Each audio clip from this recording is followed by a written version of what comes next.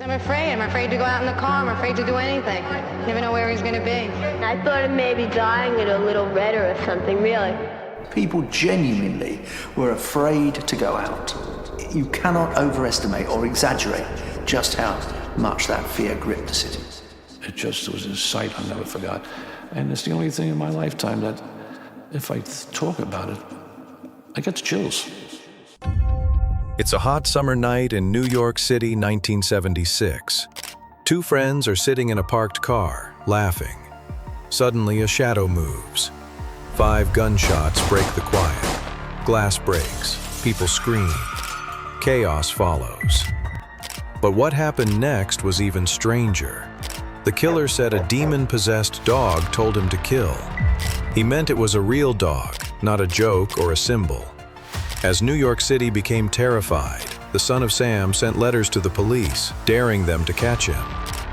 What could turn a man into such a monster? Why would anyone listen to a parking dog? Tonight, we discover the true story behind one of America's most shocking serial killers. A nightmare in New York with a reason nobody could believe.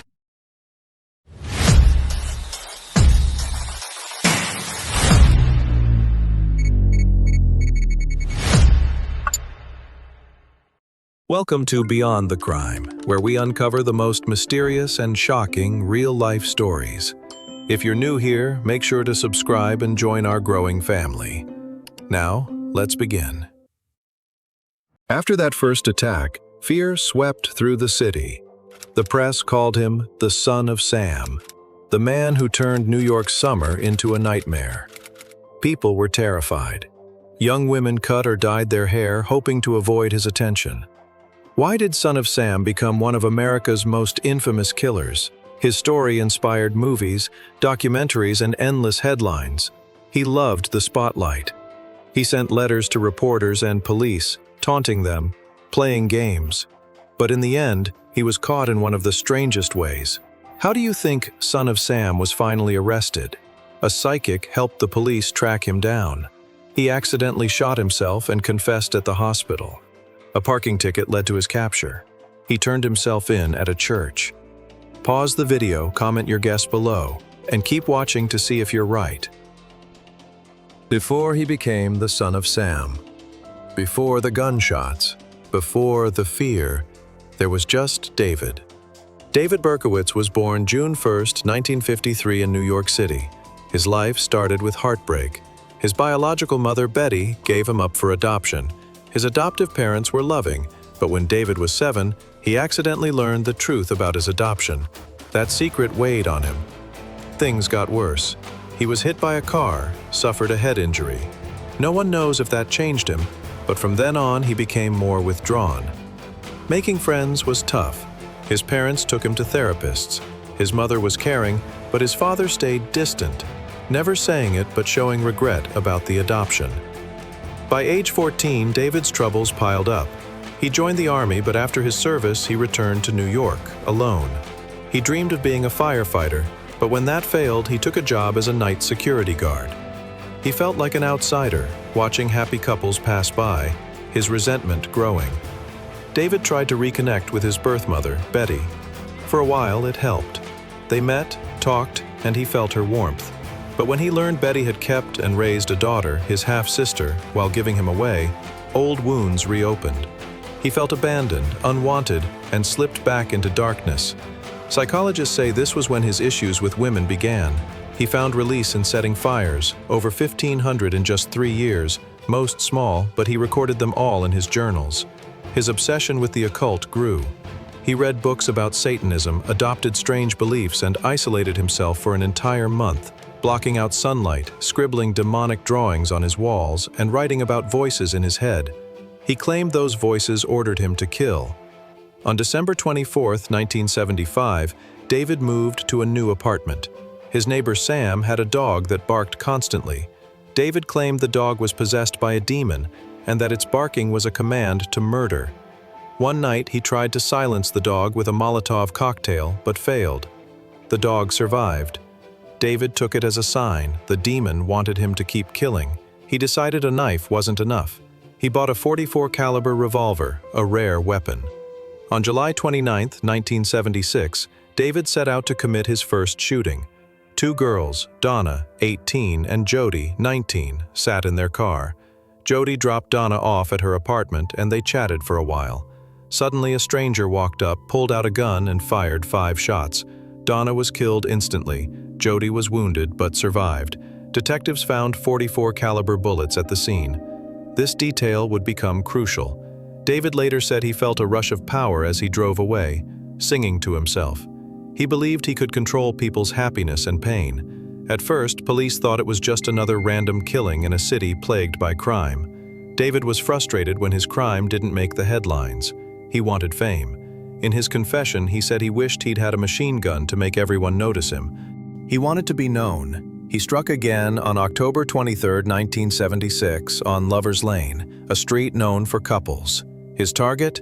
A young man named Carl Denaro and his girlfriend. Carl had long hair, and David may have thought he was a woman. David followed them, waited until they parked, then approached and fired. Carl was shot in the head but miraculously survived. His girlfriend escaped unharmed.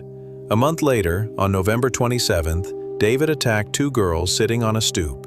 One, Joanne, was left paralyzed from the waist down. It's strange. So many of his victims survived, even though he shot from close range. But the next killing came soon after, on January 30th, 1977. Christine, 26, and her fiancé left the movies and sat in their car. David followed, parked behind them, and opened fire. Christine was killed instantly. Her fiancé survived. Detectives noticed a pattern. Most victims were women with long, dark hair. The .44 caliber revolver linked the cases. The press dubbed him the .44 caliber killer. On March 8, 1977, Virginia, a college student, was walking home with her books. David approached, shot her through her books, and killed her. This time, he struck earlier in the evening, showing growing confidence. 2 days later, police held a press conference. They announced they were hunting a serial killer, likely targeting women. David finally got what he wanted. His crimes were front-page news. The city was gripped by fear. Women rushed to salons to cut or dye their hair. Parents kept their kids indoors. New York was in a panic. Police formed Omega Squad. 30 top detectives focused solely on catching the .44 caliber killer. On April 17, 1977, David targeted another couple, Alexander, 20, and Valentina, 18, sitting in their car at 3 a.m. He fired through the windshield. Both were killed. David was getting calmer, more accurate, and deadlier. This time, he left a letter at the scene. "I am a monster. I am son of Sam. I am programmed to kill." He signed it, Son of Sam. The press quickly adopted the name. No one knew its meaning. Later, it would be traced back to his neighbor Sam and the demon dog delusion. David continued to torment his neighbor, sending threatening letters and even trying to shoot the dog. He missed, but the harassment continued. A month later, David wrote a long letter to a famous reporter, Jimmy. He described his crimes in detail, even mentioning his first victim, Donna, and called for a memorial for her. The letter was deeply unsettling. After the letter was published, the police received over 250 calls a day from terrified citizens. The city was in a state of hysteria. The manhunt was the largest in NYPD history. Police created sketches from survivor descriptions, but they weren't accurate. They even tried using a decoy car to lure the killer. On June 26, 1977, David attacked another couple, Judy and Sal. Both survived, despite multiple gunshot wounds. A month later, on July 31, 1977, he struck again. This time, his victims were Stacy and Robert, both 20. Stacy had blonde hair, a first for David. Their parents had warned them not to go out, but they thought they'd be safe. David proved them wrong. He killed Stacy and left Robert blind. The city was plunged into chaos. The New York Post ran the headline, "No one is safe from Son of Sam." Everyone was afraid. David, meanwhile, was thrilled by the fear he'd created. He reveled in the attention. Police ramped up their efforts. 75 detectives, 225 officers, all focused on one man. A break came when a woman named Cecilia, 49, saw a suspicious man near the scene of the last shooting. She also noticed a cop writing a parking ticket for a car by a fire hydrant. She insisted the car belonged to the strange man she'd seen. At first, police found no record of a ticket, but Cecilia was certain. After checking again, they found the ticket, issued to David Berkowitz. When police searched his car, they found a rifle and a letter addressed to the police. "You'll never catch me. I'll drive you crazy." Ironically, they read it before he could even send it. They waited for hours until David came out. As he got into his car, officers surrounded him. The lead detective shouted, "Don't reach for your gun." David turned, smiled, and said, "You got me. What took you so long?" He was calm, almost relieved. On the way to the station, he even asked the officers to fix his hair for the cameras. At the station, crowds of reporters and onlookers waited. David smiled for the cameras, proud of what he'd done. Police searched his apartment. What they found was chilling. Newspaper clippings about his crimes, photos of his victims, demonic drawings and holes in the walls. David claimed he heard voices from those holes, demons telling him to kill. He wrote their words on the wall, including one note. "Hello, my name is Mr. Williams.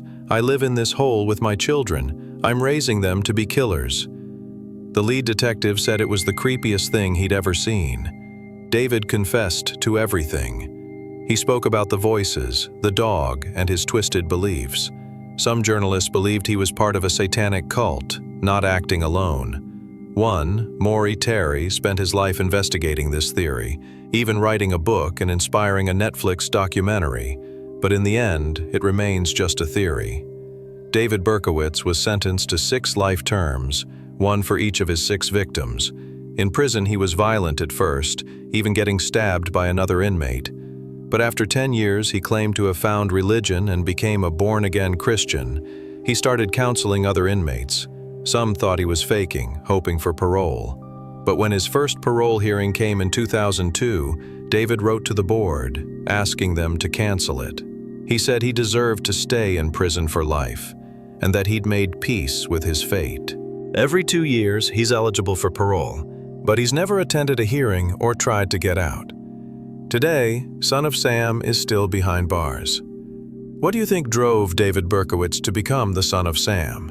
Do you believe he acted alone, or was there more to the story? Let us know your thoughts in the comments. If you found this story shocking, share it with a friend or save it for later. You never know who might need to hear the truth behind the headlines. Here's another mysterious case you can watch right now. Thanks for watching Beyond the Crime, where the truth is always deeper than it seems.